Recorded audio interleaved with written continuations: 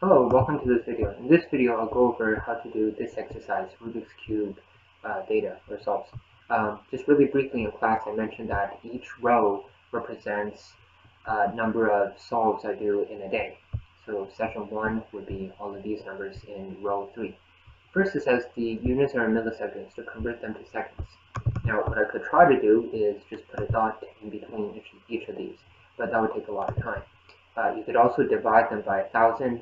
That also takes a lot of time to do them one by one. The quicker way to do this is somewhere down here, line 21. Write something like, I'm going to take note of this. This is B3, so I will write equals B3 divided by 1,000. So it does it automatically. And furthermore, I can scroll all the way to the right. So now it will divide all the numbers in the first row by 1,000, because as I scroll over, you can see on the formula the B3 changes to C3 and all the way to M3. And next, I need to select all of these. So a quicker way to do it is Control Shift and then left. And then let's go. Okay, so selecting all of these, and then we'll need to scroll down. So I have about, how many rows of data? I have apparently, I think 17 rows of data up here, because I was counting this is row 19, and I have 2 rows blank, so I have 17 rows of data. If I add 17 to 21 and then subtract 1, I should get to 37. So basically, I'm just deciding where to stop. I need to go to line 37 to stop. Or if you go past that, if I go to say line 38, then you notice that line 38 will give me a row of zeros, and I know that zeros are not relevant for that calculation here. So anyways, that's all done, and this should have all the numbers divided by 1,000. Next, it says find the average solve time. Average, so this is all the data, and then my average time, I'll make a title here. Average, and then next I'll need to do minimum, and then maximum. Average solve time, simply take the average of this row, which should be in B21 to M21. Just make sure you type in the exact same formula, word for word or character by character. Okay, and if this seems really small, or because of the highlights, you can look up here. It's exactly the same. All right, and then scroll down, selecting the blue square on the corner, and then minimum. Minimum, actually we're not looking for minimum. It was in the question, fastest and slowest, if I remember correctly. Slowest. Let's see, yes, quickest and for each day. So each row is each day. Fastest solve would be the minimum amount of time. And let me just take a look at this. Okay, and there is well, okay, let's actually not change. I was thinking of scrolling this over and then changing the formula, which is also fine. But I'll do it right once. So fastest is minimum. There's a function for finding the minimum of B21 to M21. And next, I was going to cheat a little bit by scrolling it over, and then with this formula, change the minimum to the maximum. And then that should give us the slowest time. So quicker it is, the less time it would take, since it's the amount of seconds that it takes to solve a Rubik's Cube. Okay, next, so we'll do the same thing, except we won't. We'll just drag and pull it down, and it should autofill. And I'm just going to delete these two. Done.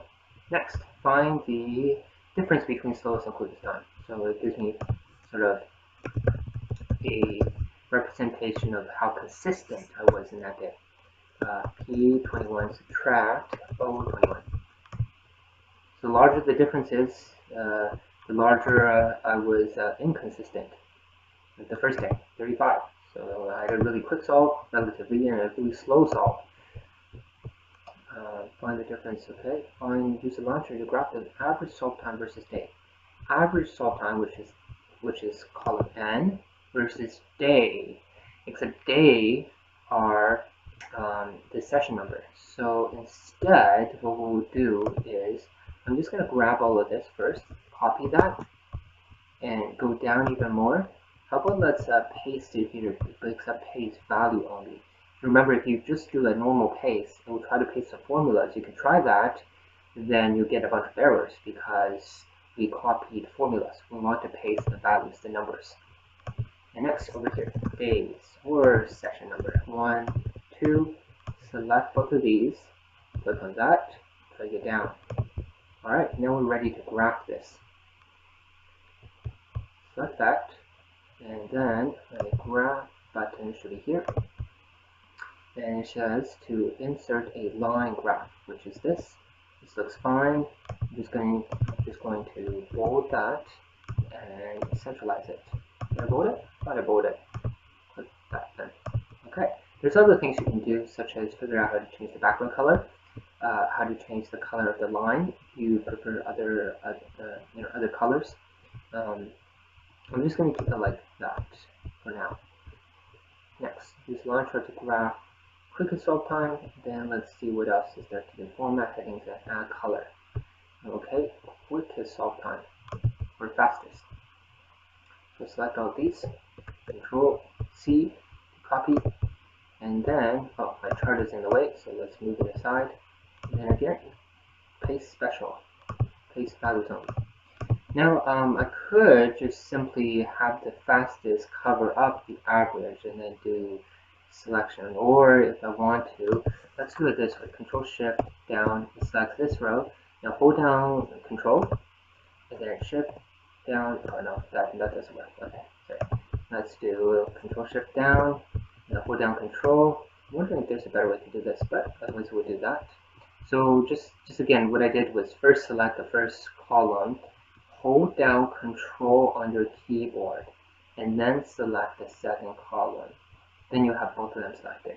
If this doesn't work, you can do something like take this column and paste it over the middle one, so it'll become something like that. So you could do that as well. Except I think, will there be an issue? I think perhaps I'm just going to go back. Yes. So the issue was if I do change that, then the graph will change as well, because the graph depends on the middle column. So anyways, then you need to probably grab a copy of the, whoops, I'm not sure if I did this right. Okay, there we go. Okay. Selecting both of these, and then insert chart. And now, let's move this chart down a little bit more. And the chart will do the same thing. So select that, bold, change the middle. And then we can also change the background color. Might as well change the, let's see, background color. How about that?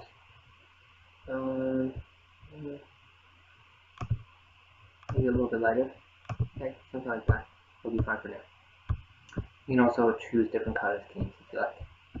Okay, so that's pretty much it. Next, format headings and add colors to make data more visually pleasing. Format headings. How about let's select both of these. So I was selecting on this big block here. Select the first and second row of that big block, and then merge cell, make it bold, and make it a bit larger. Okay. You can also add colors. I'm sure you would know how to do this. It's this to change the color. I would recommend for data like this to have them colored according using alternate colors between rows. So for example, you could do something like that, change it to light gray, and then choose this column, change that to, how about just white, and then do the same thing, except this time you can use slightly shortcuts. This might take a bit of time as well. Okay, so that's the idea. Now, the advantage of doing this is so that people can easily identify numbers in a row. Alright, that's pretty much it for this video. Thanks for watching. If you have questions, or if I'm not being clear, feel free to comment.